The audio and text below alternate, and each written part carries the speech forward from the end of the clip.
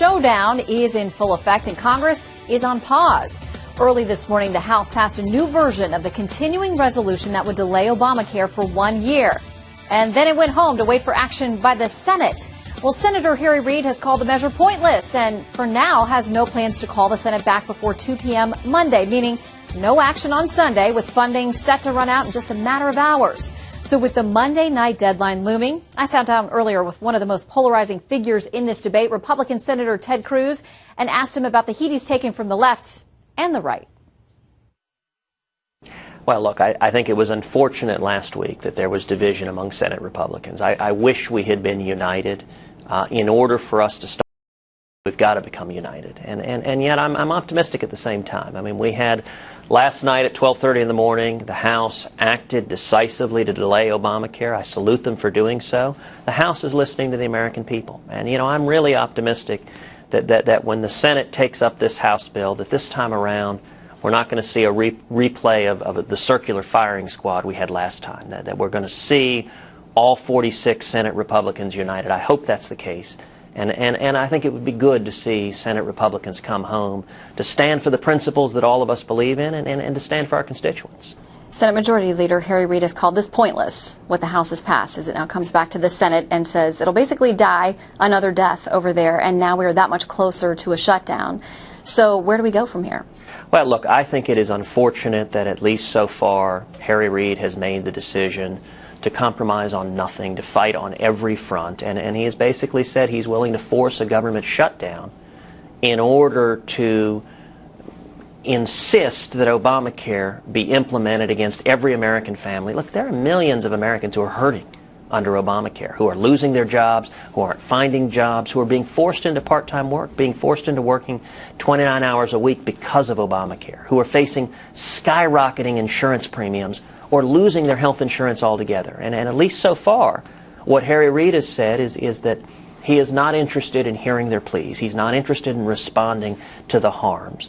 President Obama has granted waivers for giant corporations and members of Congress, and here Harry Reid is saying he'll shut down the federal government rather than allow those same waivers to hardworking American families. I hope he pulls back from that extreme position because that's not doing the job he was elected to do. Democrats and Republicans alike, though, have said it's the law of the land, whether Republicans want to continue to fight it. It is what it is. And even Senator McCain, who I know that he says you have a good relationship, a friendly relationship, but clearly there's been some friction there. Even he says, listen, years ago when this was being passed, we fought the good fight, we lost, and the GOP has to accept that the majority gets its way. Well, the great thing about our Constitution is it puts in place a system of checks and balances. And in particular, there's a check when the executive is overreaching. President Obama has not been implementing Obamacare as it passed. Instead, he's been rewriting the law. So when he granted an exemption for every giant corporation in America, he ignored the law. He said, I'm not going to enforce that portion of the law. When he granted an exemption for members of Congress at the behest of Harry Reid and the Democratic senators, he ignored the law. The law applies to members of Congress. President Obama said, no. The ruling class in Washington, the same rules don't apply. It's only hardworking American families that are going to bear the burdens of this. And the Constitution gives a check when you have a president that's overreaching, and that check is the most powerful check the Congress has, is the power of the purse, the ability to appropriate money. You read back in the Federalist Papers, and James Madison talks about that is the most potent authority Congress has and the best way to rein in an overreaching executive.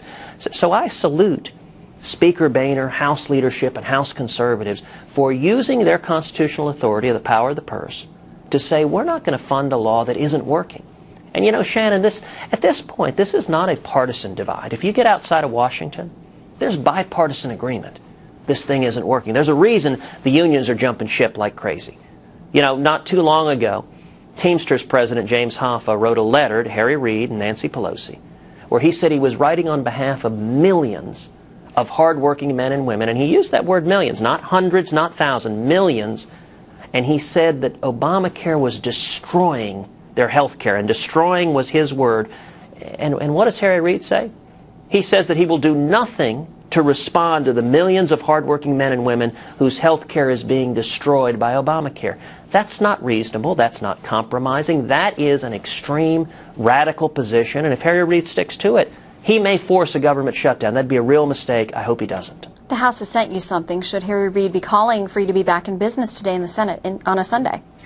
Absolutely yes. Listen, the House of Representatives was here past midnight last night to pass this bill. We're less than 48 hours away from a potential government shutdown, and what is the Senate doing? They're on vacation. Listen, I'm here in Washington, D.C. right now. I would love to be home with my 2 little girls. I would love, usually Sunday afternoons, I take them to the park, we go out and play. I would love to be doing that. But I'm here in Washington because we have work to do, and there's no reason the Senate should be home on vacation when we're 48 hours away from a shutdown. Harry Reid right now should call the Senate back, and let's get to work. But I'll tell you why I think he hadn't done that so far. Because he wants to play brinksmanship. He wants to force a shutdown. So he's happy to wait till the very end, and then apparently what his intention is to just say, no, I won't compromise at all.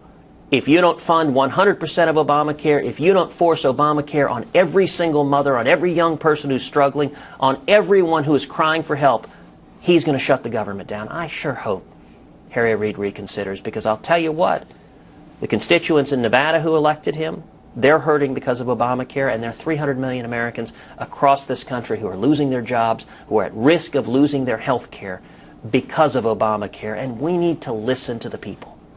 How do you respond to those who would say you took this entire situation 21 hours closer to brinksmanship by carrying out a speech that fundamentally and technically, procedurally couldn't change things? Well, look, the entire purpose of that filibuster was to try to frame this debate for the American people, to try to focus the American people on the disaster that is Obamacare, the train wreck that is Obamacare, to use the words of the lead Democratic senator who wrote the bill, the nightmare that is Obamacare, to use the words of James Hoffa, the president of the Teamsters. And I do think we have accomplished a great deal. If you look at what the national conversation has been in the past month, and especially in the past week, more and more people are focusing on how this thing isn't working. It's not ready for prime time. There's a reason the unions want exemptions. There's a reason why members of Congress want exemptions.